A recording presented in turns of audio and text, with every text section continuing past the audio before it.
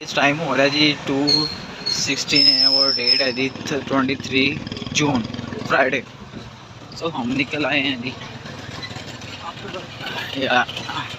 After work और ये हम कुछ डिफरेंट ढूंढ रहे हैं साहिवाल में इस टाइम खाने के लिए क्योंकि बहुत ज़्यादा लगी हुई है। सो लेट्स सी विजिट करते हैं कौन सी डिफरेंट जगह मिलती है, कौन सी डिफरेंट वैरायटी मिलती है खाने के लिए। तो सबसे पहले मिस्टर कैफ़े।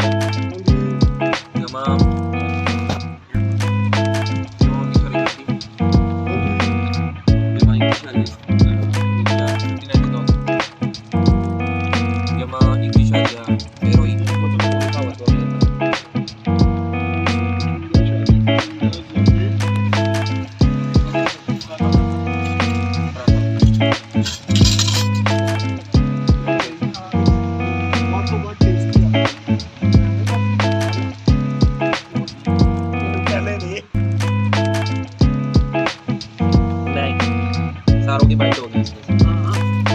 छोटे वाला है बड़े वाला है सबर कर जाओ।